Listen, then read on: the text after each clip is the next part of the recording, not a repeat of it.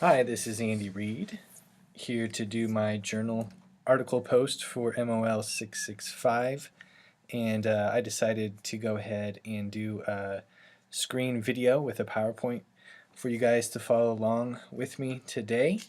I did my journal article on an article by John Coleman entitled 6 Components of a Great Corporate Culture. And in this article, Coleman talks about how a strong corporate culture can greatly benefit a company. In fact, he goes on to say that in one study, they showed that a strong corporate culture can account for 20 to 30% of the differential in corporate performance versus what he calls culturally unremarkable companies. And so I thought that was pretty significant.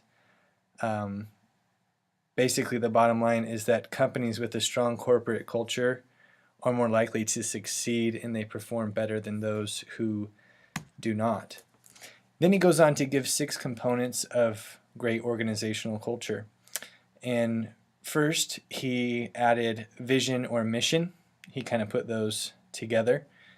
And specifically, he said that a good vision or mission statement will provide purpose for the organization. It will help orient the decisions of employees, and also it will influence customers, suppliers, and stakeholders as well. And so I thought those were all pretty good points on mission and vision. Secondly, he talked about values, and he added that values are the core of what culture is all about. They help to guide behavior, and they are essentially those things that are most important to the organization. They can include such things as collaboration, integrity, cost control, you name it.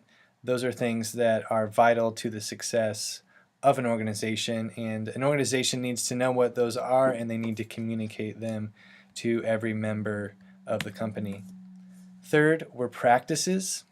He really stressed that it's not good enough to have a vision, mission, or values. You have to have actual practices that will back those things up in tangible ways and ensure that they get done. For example, if one of your values is flat leadership, then there needs to be the practice of the fact that people have freedom to voice dissent no matter what their rank is or their position or title is.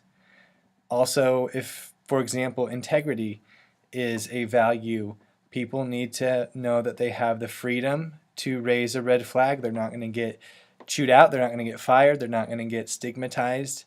If they feel like something is wrong, then they can speak up. That needs to be in place. Fourth is people. Coleman stressed that great cultures will focus on its people. Specifically, he quoted that the best firms are fanatical about recruiting new employees who are not just the most talented, but also are the best suited to a particular corporate culture. And so we've kind of been hearing this in some of our other journal posts. I think of Carlin's right off the bat, kind of just confirming that it's not just about talent or experience, but organizational fit and culture. He added that top companies will interview at least 8 to 20 candidates per position, so they're choosy. They want to make sure that the employee is a good fit. Surprisingly, it said that applicants who were a good cultural fit were willing to work for 7% less money. Now, I don't know if you'd want to pay people that you thought were really well suited less money, but apparently they will work for less money. Good to know. Also, departments with good cultural alignment experience 30% less turnover. And so that is huge. It's huge because it takes a lot of time and resource to train people. The longer you can hang on to good people, the better. And it looks like cultural alignment, organizational fit was very key in doing that. Fifth is narrative. Maybe one certainly I hadn't thought of ahead of time, maybe you hadn't thought of, is narrative. He defines it as the ability to discover and communicate the organization's unique history. Cultures rely on a history that helps to define who they are and where they are going. And so think of different companies. Think of like Disney or companies like that. They have a distinct history and story and narrative, and people can identify with it. You know what they're all about. And talented recruits will gravitate toward a compelling corporate narrative. And so I thought that was very important when you think about your organization. What is your story, and how will people connect with that? And lastly was place.